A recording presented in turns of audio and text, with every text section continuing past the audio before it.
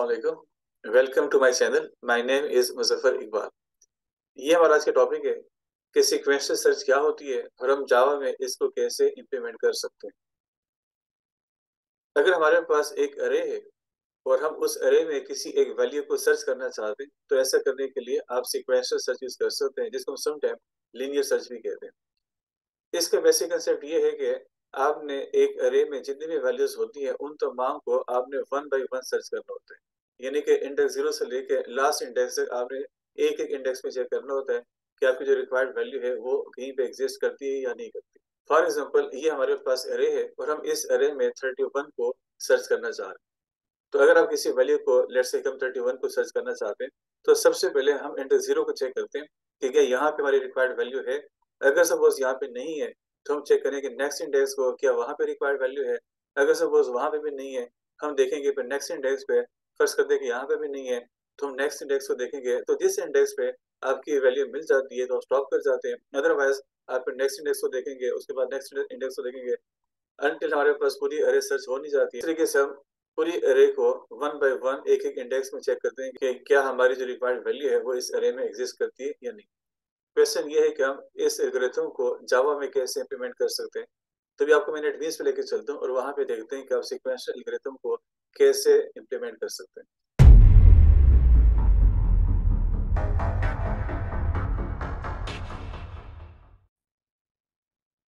तो let's say कि हमारे पास ये एक अरे है और हम इस अरे में सीक्वेंशियल सर्च के जरिए चेक करना चाहते हैं कि कोई एक वैल्यू जो मैं रिक्वायर्ड हो कि वो इस अरे में एग्जिस्ट करती है कि नहीं।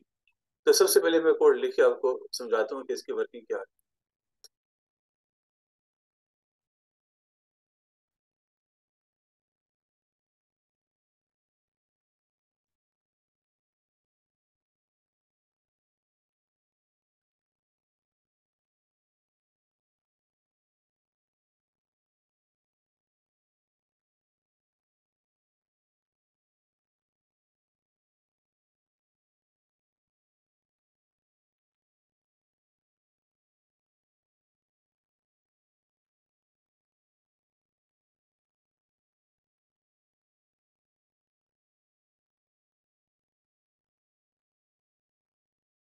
तो ये हमारे पास एल्गोरिथम है।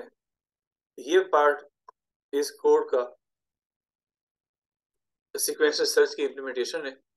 हमने सबसे पहले यूजर से एक वैल्यू लेनी है और आपने उस वैल्यू को यहाँ पे एन में स्टोर किया हुआ है। यहाँ पे एक फ्लैग वेरिएबल है जो कि बाय डिफॉल्ट फॉल्स है।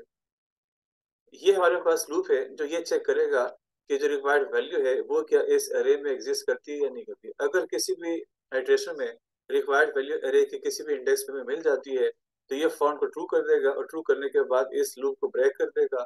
ब्रेक करने के बाद हम चेक करेंगे कि ये जो वेरिएबल है ये क्या ट्रू है या फॉल्स है। लूप से बाहर इसकी वैल्यू फॉल्स है। अगर लूप में किसी भी जगह पे किसी भी अरे इंडेक्स पे हमें ये वैल्यू मिल जाती है तो उसको हम यहाँ पे ट्रू कर लेंगे। अगर लूप के बाहर हमारे पास ये ट्रू हो चुका होगा इसका मतलब ये कि किसी इंडेक्स पे आपकी रिक्वायर्ड वैल्यू एग्जिस्ट करती है। अगर पूरा लूप खत्म हो गया और कहीं पे हमें ये वैल्यू नहीं मिली इसका मतलब ये हुआ ये जो वेरिएबल होगा ये फॉल्स का फॉल्स ही रहेगा। अगर लूप के बाहर हम इसको चेक करते हैं, अगर ये ट्रू है तो आप डिस्प्ले कर सकते हैं कि फॉल्ट, अदरवाइज आप यहाँ पे डिस्प्ले कर सकते हैं कि ये वैल्यू हमें नहीं मिली। तो ना मिलने के लिए हम यहाँ पे दोबारा एक डिस्प्ले करा सकते हैं कि नॉट फाउंड। इसको यहाँ पे स्टेप बाय स्टेप चेक करते हैं कि कैसे काम होगा। ये हमारे पास अरे है जिसके इंडेक्स 0 पे 1 है, इंडेक्स 1 पे 8 है, इंडेक्स 2 पे 9 है। तो डिफरेंट इंडेक्सेस पे हमारे पास ये डिफरेंट वैल्यूज पड़ी हैं। फर्स्ट करते हैं कि आपने यहाँ पे इनपुट लिया फ्रॉम यूजर और यूजर यहाँ पे ये चेक करना चाह रहे हैं कि इस अरे में क्या 4 एग्जिस्ट करता है या नहीं करता। तो लेट्स से कि हमारे पास जो n की गिवन वैल्यू है वो 4 है। ये एक फ्लैग वेरिएबल है जो बाय डिफॉल्ट फॉल्स है। यहाँ पे इस लूप में जब ये स्टार्ट करेगा तो i की जो स्टार्टिंग वैल्यू होगी वो 0 है। रन टाइम में चेक कर लेगा कि अरे का साइज क्या है। इस गिवन अरे का हमारे पास साइज 6 है, क्योंकि हमारे पास यहाँ पे जो इंडेक्सेस है 0 से लेकर 5 तक है। तो इसका जो साइज बनेगा वो 6। तो आई हमारे पास 0 बना। क्योंकि 0 6 से लेस है तो ये इस इफ को चेक करेगा कि अरे आई की जो वैल्यू है क्या वो n है। फर्स्ट करते हमारे पास यहाँ पे जो n की वैल्यू थी वो 4 है। हमने इस अरे में 4 को चेक करना है। तो आई हमारे पास 0 है। अरे 0 में यानी कि इस अरे के इंडेक्स 0 पे जो वैल्यू है क्या वो n है यानी कि वो 4 है। हमारे पास 0 पे जो वैल्यू पड़ी है वो 1 है, क्योंकि ये 4 नहीं है। तो इफ की जो बॉडी में लिखा होगा ये पार्ट एग्जीक्यूट नहीं होगा। आई प्लस प्लस है, आई हमारे पास 1 हो जाएगा, क्योंकि 1 भी लेंथ से कम है, तो वो यहाँ पे आ जाएगा अरे 1, यानी कि इस अरे के 1 इंडेक्स की जो वैल्यू होगी, जिस केस में 8 है, तो क्या वो रिक्वायर्ड नंबर है? हमने इस अरे में 4 चेक करना था, क्योंकि ये 4 नहीं है, तो फिर भी हमारे पास जो इफ की कंडीशन होगी फॉल्स हो जाएगी। फॉल्स होने की वजह से ये कोड एग्जीक्यूट नहीं होगा। आई प्लस प्लस की वजह से ये हमारे पास 2 हो जाएगा, क्योंकि 2 भी लेंथ से कम है। वो चेक करेगा अरे 2, यानी कि इस अरे के 2 इंडेक्स की जो वैल्यू है, क्या वो n है? हमारे पास अरे 2 पे 9 पड़ा हुआ है, हमें 4 चाहिए था, क्योंकि ये 2 नहीं है, तो ये फॉल्स हो जाएगी। फॉल्स होने की वजह से ये कोड एग्जीक्यूट नहीं होगा। फिर आई प्लस प्लस की वजह से हमारे पास जो आई की वैल्यू होगी वो 3 बन जाएगी, क्योंकि 3 भी साइज से लेस है। वो चेक करेगा कि अरे 3 की जो वैल्यू है क्या वो n के बराबर है। हमारे पास चूंकि आई 3 है, तो चेक करेगा इंडेक्स 3 की वैल्यू को। इंडेक्स 3 की वैल्यू हमारे पास 4 है, और मैं 4 ही रिक्वायर्ड था, क्योंकि दोनों बराबर हो गए, दोनों इक्वल हो गए, तो इसकी वजह से हमारे पास ये जो कंडीशन होगी ये ट्रू हो जाएगी। ट्रू होने की वजह से ये फाउंड जो हमारे पास ये फ्लैग वेरिएबल तो उसको ट्रू कर देगा। चूंकि मेरी रिक्वायर्ड वैल्यू मिल चुकी है, तो मजीद इस लूप को मैं रिपीट नहीं करना चाह रहा, तो लूप को ब्रेक करने के लिए मैंने यहाँ पे ब्रेक स्टेटमेंट यूज किए। ये इस फॉर लूप को खत्म कर देगा। लूप के बाद हम चेक करते हैं कि फाउंड की वैल्यू क्या है। अगर ये ट्रू हो चुकी होगी इस लूप के अंदर, तो वो डिस्प्ले कर देगा यहाँ पे फाउंड, यानी कि जिस वैल्यू को आप सर्च करना चाह रहे थे वो इस अरे में एग्जिस्ट करती है।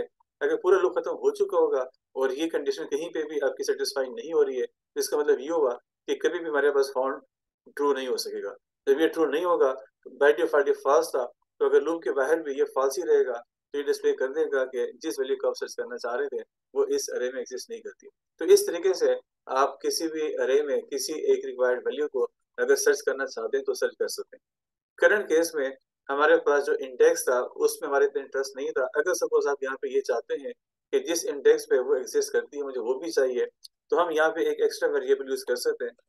जैसे कि हमारे पास ये एक इंडेक्स है, जो कि बाय डिफॉल्ट सपोज हम करते हैं कि -1 है, और जैसे हमारे पास ये फाउंड हो जाता है, तो हम इस इंडेक्स में जो उस टाइम पे जो आई होगा वो स्टोर कर लेते हैं, और यहाँ पे हम डिस्प्ले कर सकते हैं कि फाउंड एट इंडेक्स प्लस आई, तो सॉरी प्लस इंडेक्स। तो जिस इंडेक्स पे हमें वैल्यू मिलेगी हम वो भी यहाँ पे डिस्प्ले करना चाहें तो कर सकते हैं।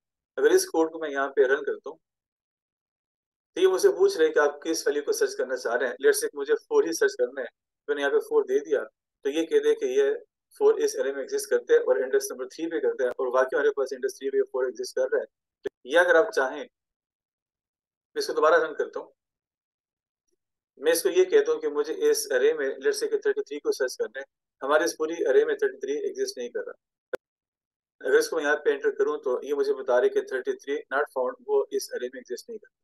तो इस तरीके से अगर आप चाहें तो आप लीनियर सर्च या सीक्वेंशियल सर्च के जरिए किसी भी अरे में अपनी मर्जी की वैल्यू सर्च कर सकते हैं।